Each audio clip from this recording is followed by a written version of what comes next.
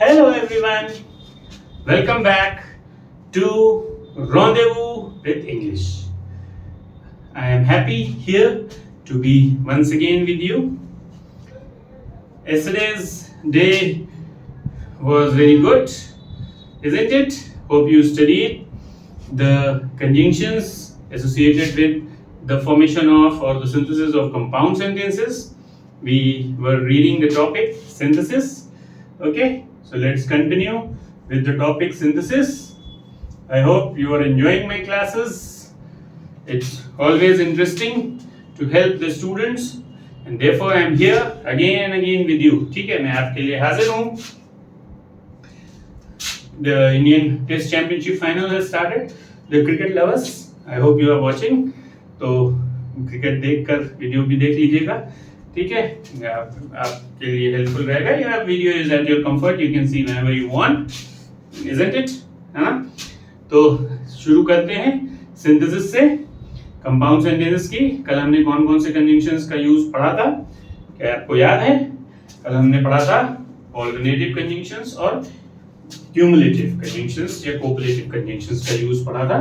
सो आज हम पढ़ते हैं कंपाउंड सेंटेंसेस में third kinds of conjunctions which are adversative. Adversative मतलब ऑपोजिट. ठीक है, एडवर्सेटिव का मतलब होता है ऑपोजिट. जो आपस में ऑपोजिट नेचर के सेंटेंसेस होते हैं, वहां उन सेंटेंसेस को ज्वाइन करने के लिए हम एडवर्सेटिव कंजंक्शंस का यूज करते हैं. ठीक है,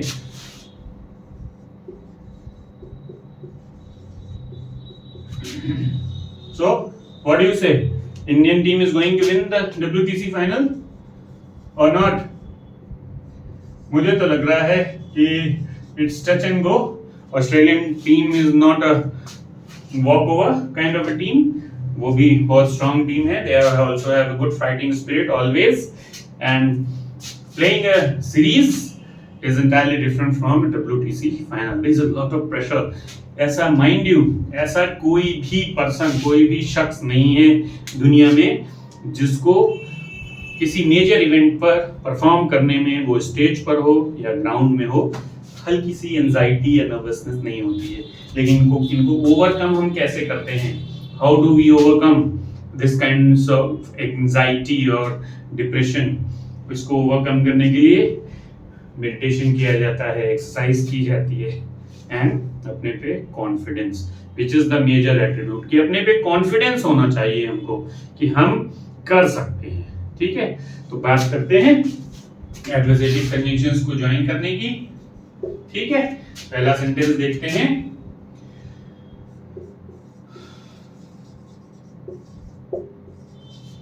He wants to join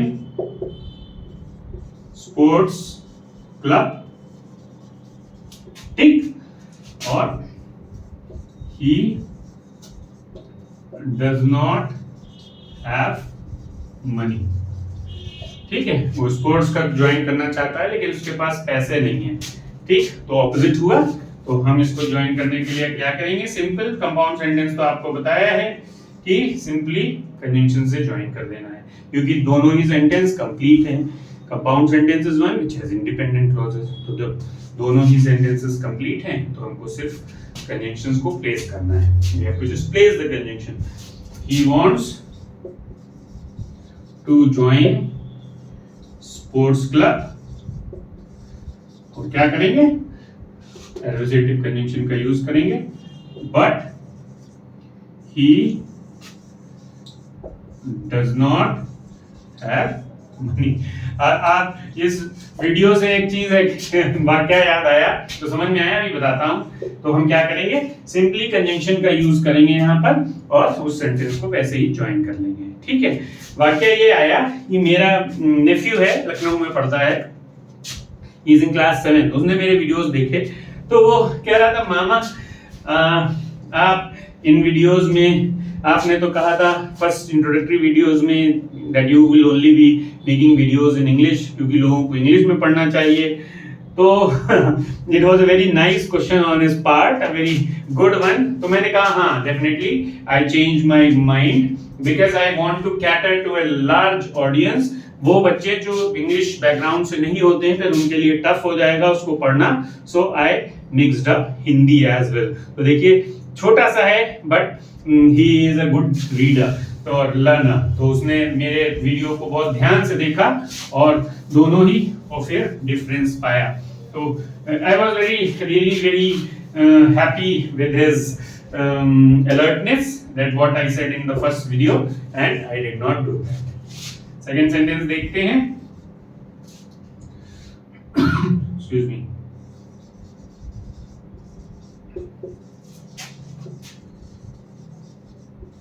तो क्या करना है इसमें हमको? What we have to do? We have to simply connect the sentences using opposite और adversative conjunctions, क्योंकि जहां पर सिचुएशन जो है वो ऑपोजिट नेचर की है, हम उसको सिंपली कनेक्ट कर देते हैं। She came to meet her friend.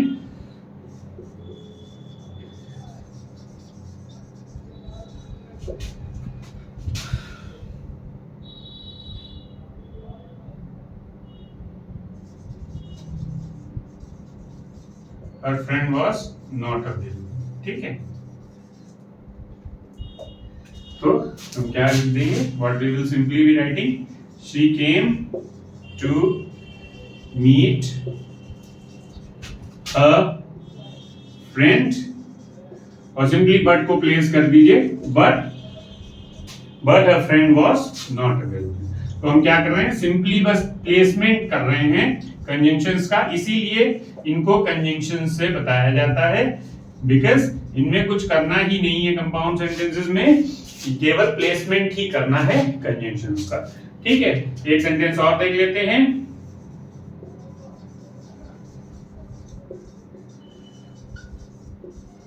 She worked very hard। यहां पर कोई भी ऑपोजिट नेचर का एक्शन हो रहा है। She didn't succeed। तो क्या लिखेंगे हम? She worked very hard yet she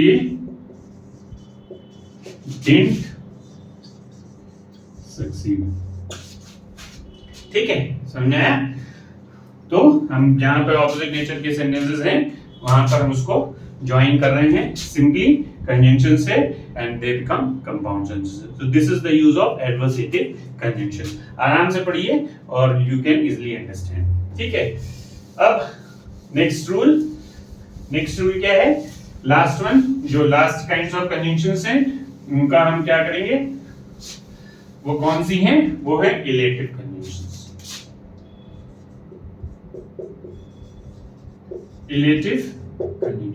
illative conjunctions वो होते हैं जहां पर रीजन दिया होता है। ठीक है,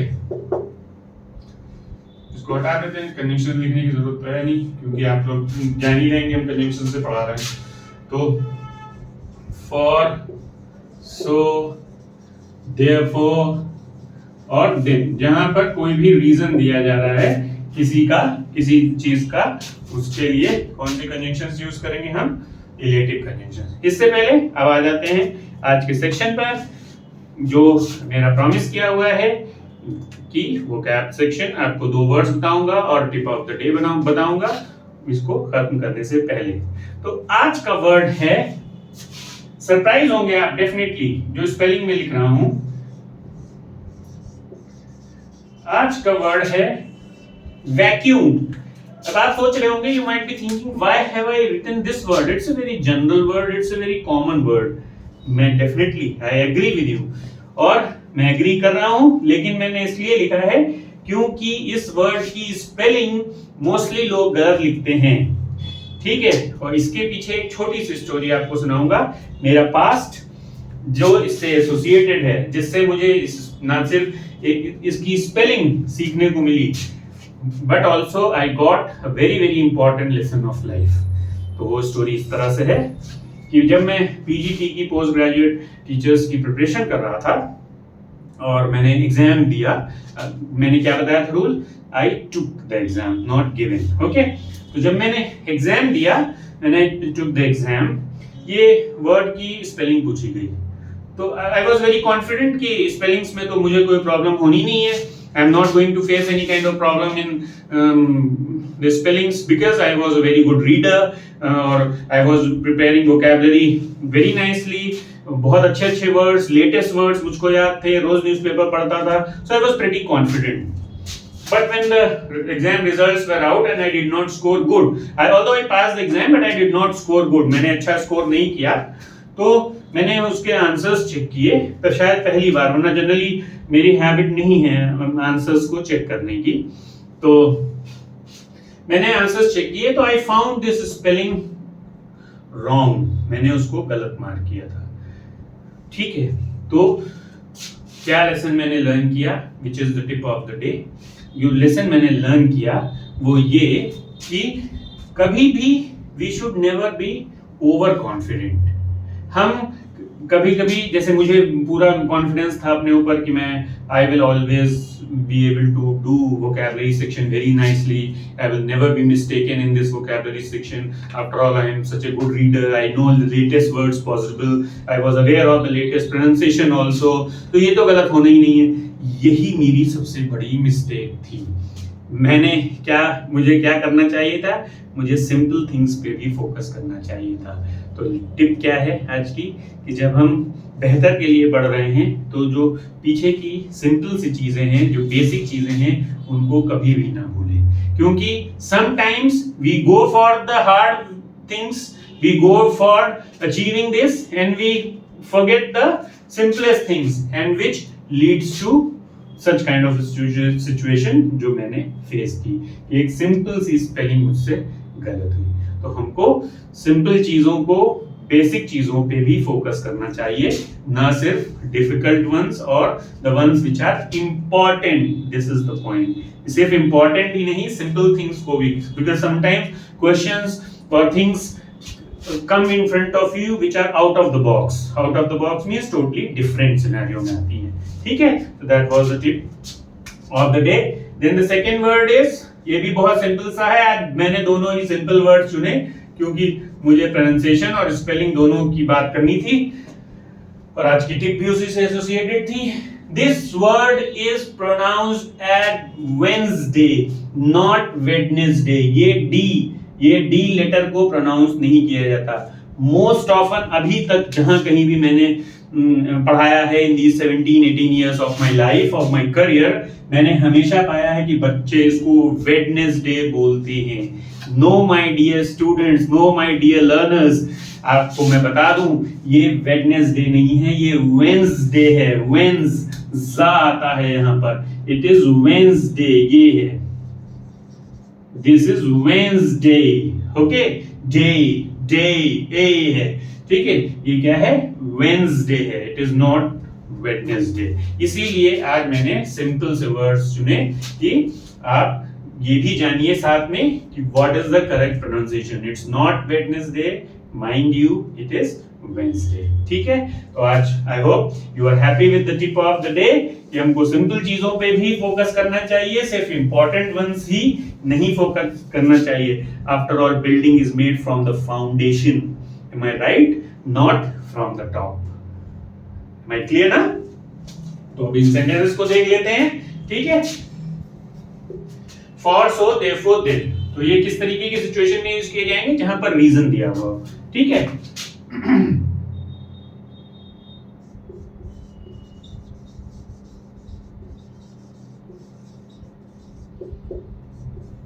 सिंपल से सेंटेंस देखते हैं, बहुत आसानी से समझ में आ जाएगा.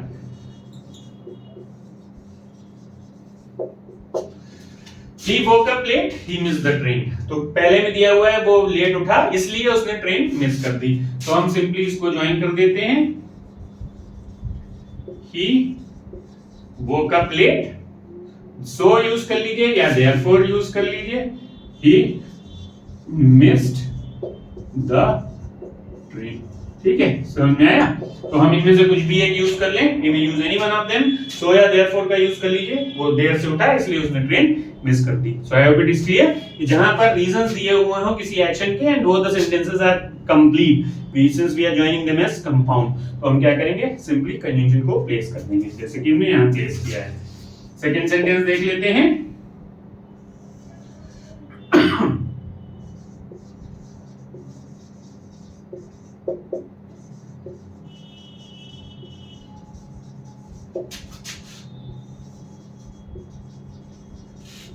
She practiced properly, she won the competition. ठीक है, उसने अच्छे से प्रैक्टिस की, उसने कंपटीशन जीत लिया। तो हम क्या करेंगे, she practiced properly, और so यूज कर लीजिए या therefore यूज कर लीजिए। therefore she won, फिर याद दिला दें वन है, वॉन नहीं है, ठीक है। वॉन पढ़ते हैं बच्चे, मैंने आपसे कहा है प्रोनाउंसिएशन टिप्स मिलती रहेंगी आपको time to time. So she practise properly, therefore she won the competition. ठीक है, तो समझ में आया इलेटिव कंजंक्शन को कैसे ज्वाइन करेंगे, कैसे सेंटेंसेस को उन सेंटेंसेस में जहां पर रीजन दिया हुआ है, सो उसने अच्छे से प्रैक्टिस की इसलिए कंपटीशन को जीता। सो she practise properly, therefore she won the competition. ठीक है, तो इस तरीके से हम इलेटिव कंजंक्शंस के सहारे ज्वाइन करेंगे। जैसे कोई टाइम दिया हो किसी सेंटेंस में तो हम देन का यूज कर सकते हैं। ठीक, समझ में आ गया आपको? तो these were the synthesis of compound sentences. Hope you have understood in yesterday's part and in the today's part. आपको समझ में आ गया है, और मैं आशा कर रहा हूं कि इसी तरीके से आपके पास नई नई चीजें और नई टिप्स और नई वोकैब लाता रहूंगा। ऐसी चीजें लाऊंगा which generally people do not come to know or people neglect। जो मुझसे गलती हुई वो आप बिल्कुल भी ना करें। ठीक है, आशा करता हूँ आपने आज का सेशन एंजॉय किया होगा। Keep enjoying sessions, keep watching the videos, and if you like them, if you think that the videos, my classes, my sessions are worthy enough, you are getting something from them, please do like, subscribe and also share, ताकि दूसरे लोग भी इनसे benefited हो। I will be very very thankful to you for that generosity। आपकी kindness के लिए मैं बहुत आभारी रहूँगा। Thank you very much. Have a good time. Enjoy the WTC final. Hope we Indians emerge the champions. Thank you very much. Bye bye.